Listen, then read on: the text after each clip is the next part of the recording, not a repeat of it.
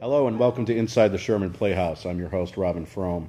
Today we are speaking to Broadway actors Elizabeth Parkinson and Scott Wise, who are now running the very successful Fine Line Theater Arts in New Milford. Thanks for coming. Thank you.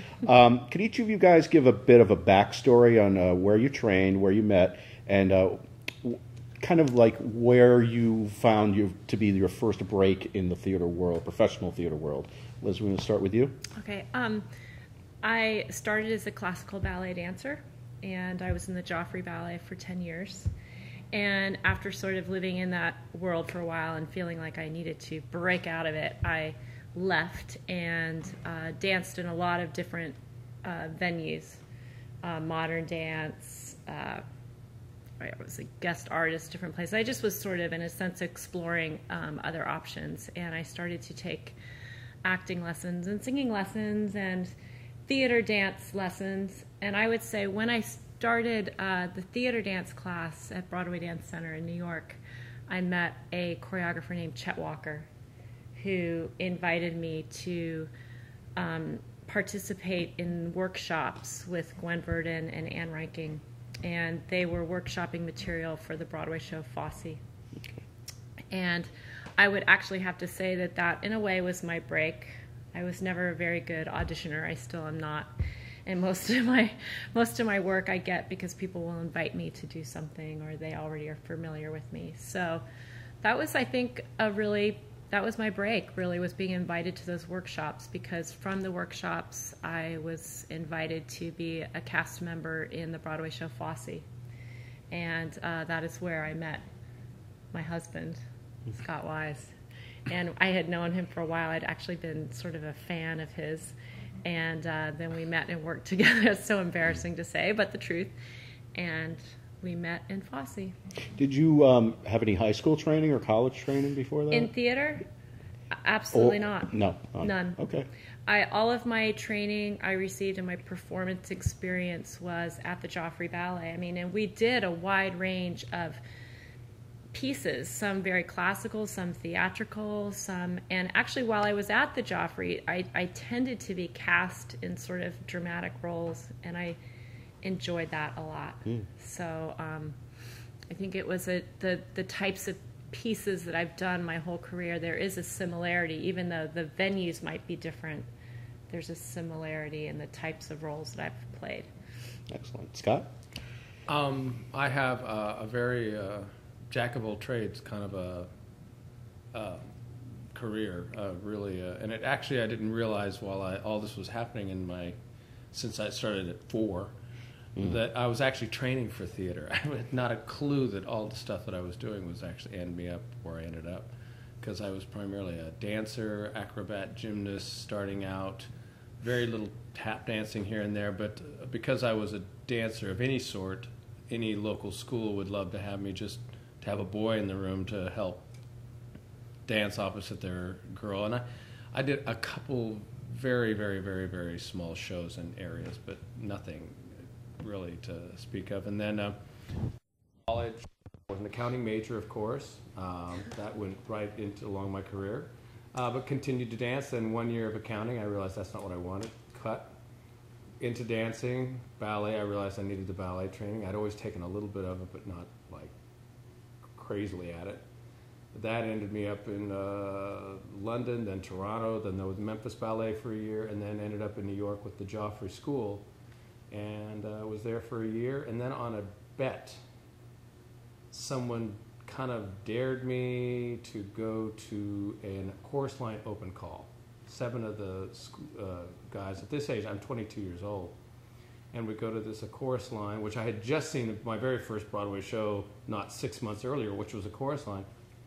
And I was like blown away by the whole experience. I was never seeing anything like that. And then went to the audition, and there were about 500 guys and 300 girls, and some crazy weirdness. I got hired. I mean, my hair's down to my shoulders. My picture was a Polaroid out of Times Square, stapled to a piece of paper with a couple of things written on it. Nice. Here, and they hired me, and I never stopped working for almost 30 years straight. Wow. So, did you have college experience? Or? No, I was a ballet dancer, primarily dancing all the way. Though I had done some singing and some everything from local groups. I'd done some singing, and the part that I was playing was actually wonderful to work with Michael Bennett because he was still a part of the original chorus line in '81. I've immediately, of course, realizing how paranoid and undereducated I was, I immediately started into acting and voice and anything else that I could get myself going into. And but I got to work with some great directors, and Michael was wonderful at working with me on the character of Mike in a chorus line. And if you know the show, I mean, it's really a typecast show. You just really kind of like say your lines, hit your marks, and dance and show off, and then you're set. But it was wonderful. That kind of led me from one dance show to the next. And then by the time I had done my third or fourth, well, my fifth real dance show, I worked with Jerome Robbins in Jerome Robbins Broadway. And that was more of an act, the most acting, truly toe-to-toe acting with anyone that I had done. And that was amazing. That was a whole new experience. And then... If I can just interrupt for 1 second. When I hear Scott talk about what he learned from Jerome Robbins, it's kind of mind-boggling. I mean, really, you worked with him for a year in pre-production? Jerry and I became like very close, which I can't say with too many people because he's not the easiest person to get to know. But we had our rough time in the beginning. But once I kind of proved to him my work ethic and that I was going to deliver, he was all of a sudden, we're best friends, and we worked that way for a year. And I then worked for another 3 years in the show, so I basically got to work and almost alongside him for almost 4 years, and learned tremendous about. And I mean, I didn't realize at the time that Michael Bennett and Bob Fosse were also proteges of Jerry. I mean, Jerry used to come in and doctor and help them with their shows, and so it was kind of really wonderful in his whole approach to acting and theater and it was really learning from the best. And so that was, like I said, a fluke. It really kind of, I have to say, lucky that I just got to hit, and such great people. So, and then that, like I said, then I started actually, the first real acting show I was in was really Guys and Dolls. And still musical theater, but working with Nathan Lane, Faith Prince, working with Ernie Sabella, if you know who he is. He lives up here. Working with some like die-hard character actors. And that was like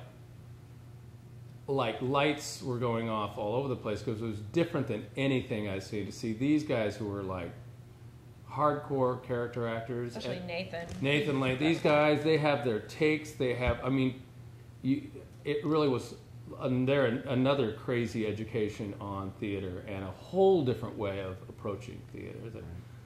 Jerry was much more the dancing and that type of, but this was a whole other, the character acting was very educated. But like I said, and then going on, very lucky, I went from show to show, got nominated for a Tony Award, and I won a Tony Award for Robbins. I got nominated for State Fair, which was another wonderful, working with Andrea McCardle, John Davidson, and Donna McKechnie was also there.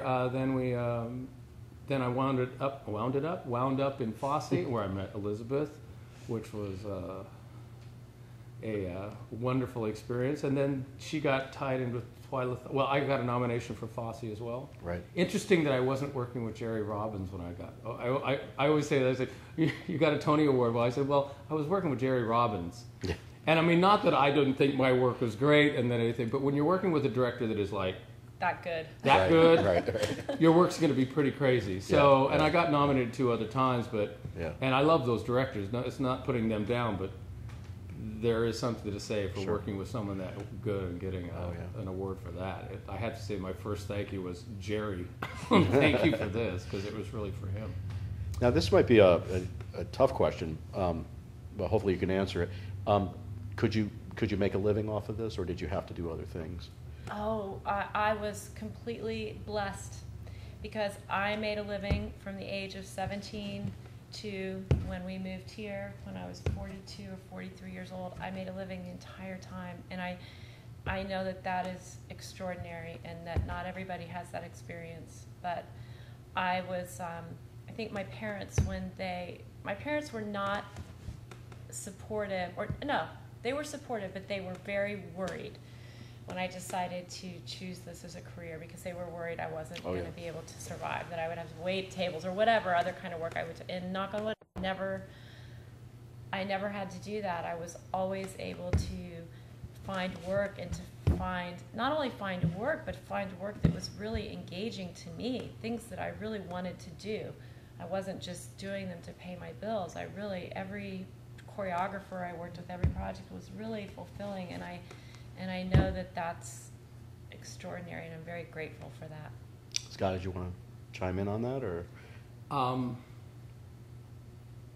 I always made a living. I never had to do anything. After a chorus line, I was lucky enough to basically go for 30 years straight. And I also, towards the end, after Fosse, I also worked with Moving Out, where I was the assistant director, assistant choreographer, and I was doing more choreographing and directing and stuff like that, which definitely interests me a whole lot. Oh, yeah. But I also fit the costume. I have to say that when I was really quintessential dyed-in-the-wool. I was like, what is that actually? Like chorus boy. I could sing well enough, act well enough. I was the right size, the right height, the right look to fit the costume. So as far as going show to show to show to show, I had the lucky enough to be blessed with just the overall look. And then I was also quite an accomplished gymnast. And I also have to say, it's not entirely just luck and yes, no, you have put to, yourself what out. is the phrase Proactive. there? Luck is you have to be prepared in the moment, and you do have to have I'm not saying but I wouldn't be that self-deprecating. I also understand the business really well, and that I know some crazy talented people that have struggle and struggle and struggle, and you can see why. It's not that they're not talented. There's just maybe, I don't know. My daughter, for instance, though, she's never stopped working. I always since we are in the Sherman Playhouse, an amazing regional theater, I think that something that people don't always understand is that there's amazing talent everywhere. Oh my gosh, yes. Yep. Everywhere. Yep. It does not matter whether if you're on Broadway or if you're at the Sherman Playhouse or wherever you are, and I think that's something that people don't always realize, that there is talent everywhere. And Great that talent. sort of elusive break is something that is exactly that, elusive. I think you were telling me about on State Fair that you were with all of these people who were actually doing their very first Broadway show, but they had been working regionally all their lives. Sure. Got all their equity card. We're half of them. And they were incredible. Equity cards. And they were great. Oh, yeah. They were phenomenal. Yeah. I went down to Arena Stage once after I had, and I thought I was full of myself, believe me. I thought I was this, pretty good. I'd won a Tony Award, and now I'm going to go to Arena Stage and do Wonderful Life. I was down there and doing a part there, and then I got around these actors who were so good. It was like, all of a sudden, just talk about, a door hit me in the face about, you're not all that in a bag of chips. You're fine dancer, fine whatever, you get enough, but the actors were really, really good. I remember that being quite it's not all just on Broadway. There's great. Some people just don't want to go to New York. They're really, or Los Angeles. Some people like to stay home. Right. But are amazing talents. Right. Yeah.